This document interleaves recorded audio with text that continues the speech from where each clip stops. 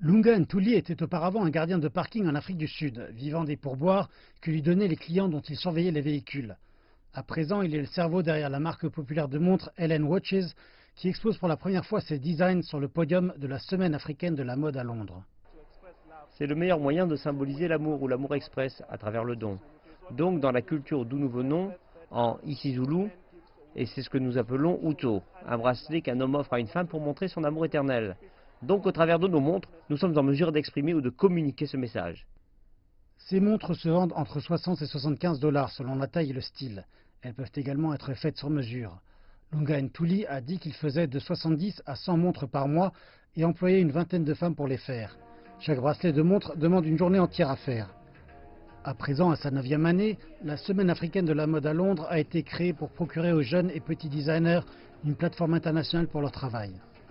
Nous espérons pouvoir montrer que l'Afrique du Sud peut rivaliser internationalement, que nos produits sont viables, que nos niveaux de prix sont viables et que nous avons les producteurs, les designers et les fournisseurs de services, que nous avons ce qu'il faut pour rivaliser mondialement. S'il n'y avait pas ce genre de plateforme, je pense que ce serait beaucoup plus difficile d'entrer sur le marché. Au spectacle de cette année sont mis en exergue des designers de tout le continent, même si c'est la mode sud-africaine qui a pris le centre de la scène et a ouvert le premier défilé, comprenant toute une gamme de vêtements, de costumes de mariée à des costumes urbains chics. En addition au défilé de mode, la Semaine africaine de la mode de Londres comprend aussi un certain nombre d'étals vendant de la joaillerie africaine, des sacs et des vêtements fabriqués dans des pays allant du Cap-Vert au Nigeria. La fondatrice du salon a expliqué qu'elle envisageait d'étendre davantage la marque avec une Semaine africaine de la mode à Dubaï en octobre et d'autres spectacles à Atlanta aux États-Unis et dans la capitale jamaïcaine Kingston l'année prochaine. Il serait bien qu'il y ait des collaborations panafricaines, différents pays africains qui travaillent ensemble, même avec l'Occident.